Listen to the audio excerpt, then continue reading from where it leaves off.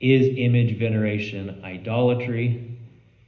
So I've presented just, etymologically and from the language of the scripture, a case that maybe can help you understand why it might not be. But then the other important point I would like to bring out is that in the scripture, in both the Old Testament and the New Testament, there are certain things attached to idolatry, certain things that always go hand in hand with idolatry. Those would be like other things, other sinful practices that accompany idolatry, pretty much always. Actually, I don't even think pretty much, I think always in the witness of the Bible, these things go hand in hand. And then also consequences that go along with idolatry. And so the question I want to pose, if we're saying that, let's say, Orthodox or Catholics or certain Anglicans and maybe also Lutherans that have images, I don't know if there's any Lutherans that still do that, but they have images and venerate them in some way, like maybe a little bow or cross themselves or kiss the image or something like that. Is this idolatry? And lots of people have addressed this question through matters of theology and biblical study and examination of the church fathers and things like that. They've done a better job of that probably than we're going to. But I think one thing that can be added to the conversation that I'm not sure I've heard anybody point out is, okay, what about looking at the world, looking at the situation as it exists, and looking for the consequences, looking for the things that go along with idolatry, and can you demonstrate those things to be going on? So you can add to this list if you think of some other things. The biggest thing that I think of that goes hand in hand with idolatry everywhere in the scripture is sexual immorality. So I think you have to make the case, if these guys are performing idolatry, is that accompanied by sexual immorality in the way that it is in the Bible? So those who bow down to idols in the Old Testament always turn to sexual immorality. Paul explicitly connects idolatry and sexual immorality in the New Testament. So can we demonstrate that? And I guess I've just rattled on for a long time, so you guys should add at this point.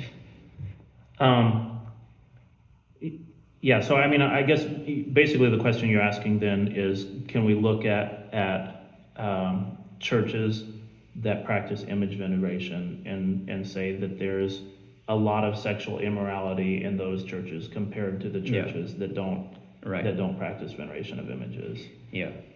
Which it would be hard to make the case that's true. Yeah, it would be hard to make the case that that's the case. Look at the opposite of that. You mentioned churches that don't. What is one of the things that our culture is struggling with the most is sexual immorality. Mm-hmm. And I would also say that there's a connection in our culture. There's a connection between a sort of digital worship and pornography.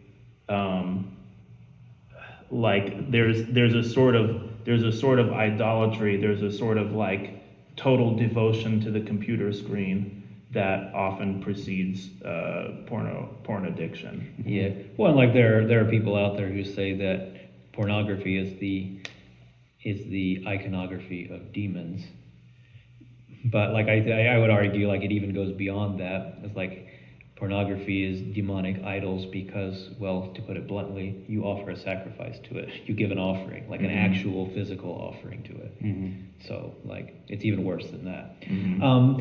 But like connected with this question about sexual immorality and its connection with idolatry is I feel like if you're arguing that what Orthodox and Catholics are doing with images is idolatry, that you have to be able to show that these people are behaving like pagans.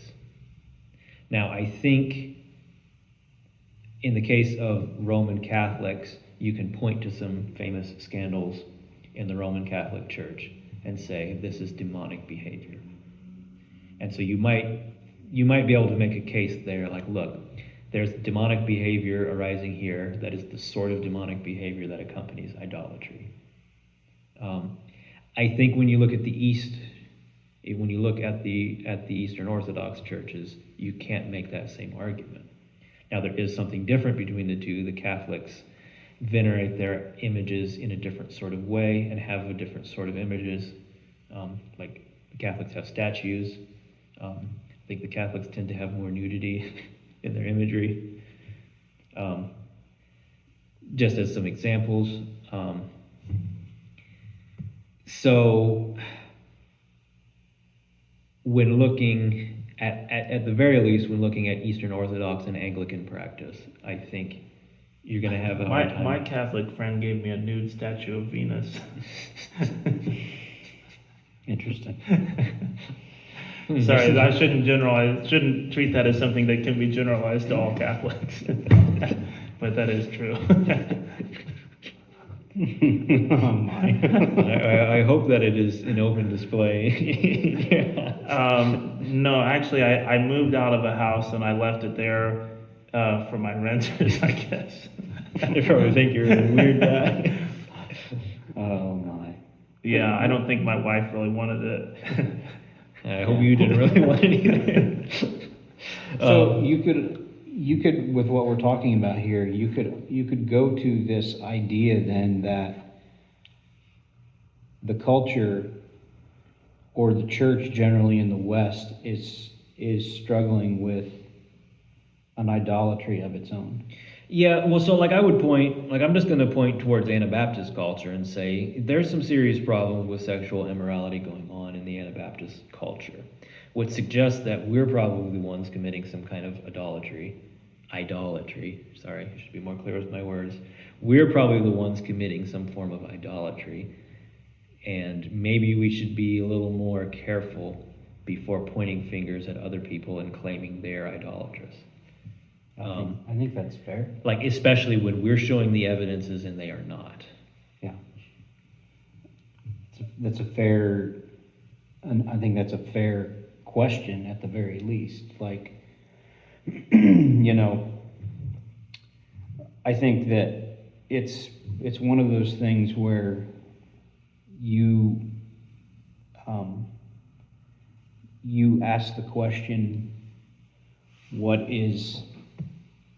is being given the proper worship and what is not being given the proper worship. Mm-hmm. And there's all kinds of different things you can look at when it comes to our own Anabaptist culture, but I think you could definitely say that there's a fair amount that is being given the improper worship. Yeah. One of the things that's crept in is our material approach to Right. Well, and just to connect to John's argument in a previous video that even if it's not literally an image, everything is still an image of something in some sense. So you do still have images and icons in your tradition in some form that you're somehow venerating. In our case, I would argue that it's doctrines and standards, and we're venerating, or I would say we're worshiping them in an idolatrous way. We're actually offering some kind of service to them that we should not be. And if for no other reason, then I would suggest that's a reason why we shouldn't be so quick to say, Orthodox and Catholics are committing idolatry by having images.